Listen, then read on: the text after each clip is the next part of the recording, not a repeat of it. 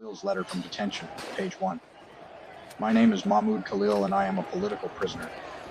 I am writing to you from a detention facility in Louisiana where I wake to cold mornings and spend long days bearing witness to the quiet injustices underway against a great many people precluded from the protections of the law. Who has the right to have rights? It is certainly not the humans crowded into the cells here. It isn't the Senegalese man I met who has been deprived of his liberty for a year, his legal situation in limbo, and his family an ocean away. It isn't the 21-year-old detainee I met who stepped foot in this country at age 9, only to be deported without so much as a hearing.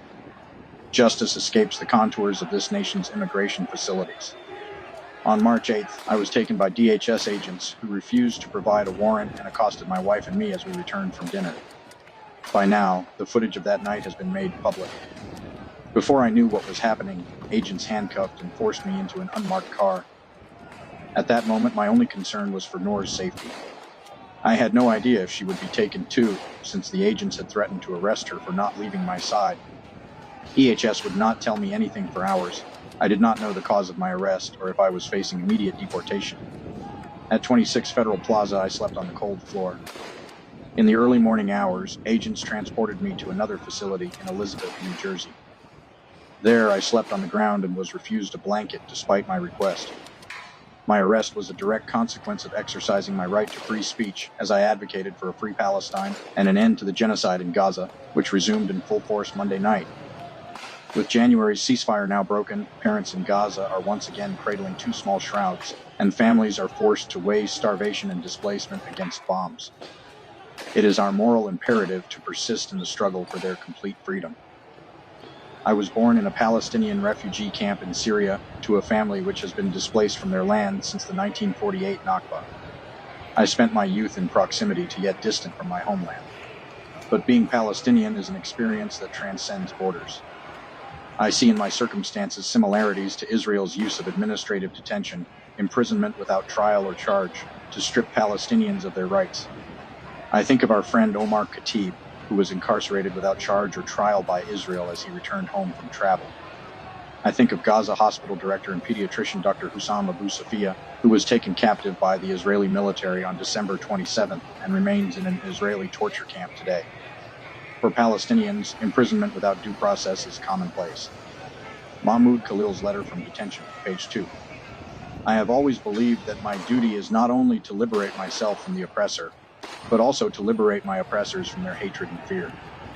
My unjust detention is indicative of the anti-Palestinian racism that both the Biden and Trump administrations have demonstrated over the past 16 months as the U.S. has continued to supply Israel with weapons to kill Palestinians and prevented international intervention.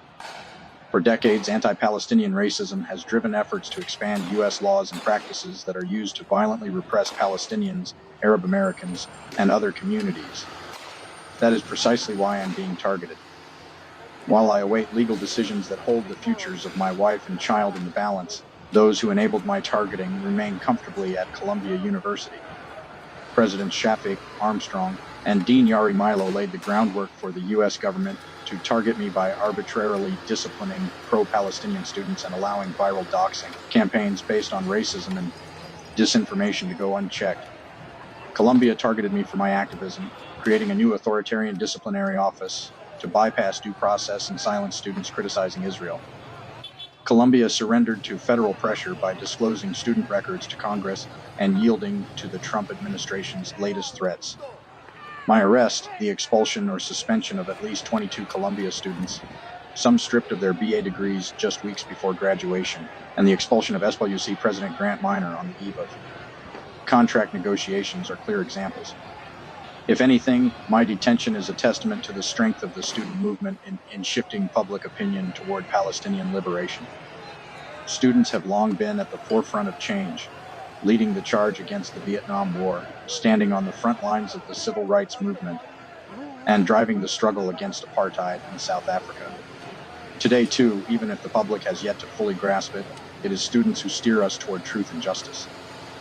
The Trump administration is targeting me as part of a broader strategy to suppress dissent.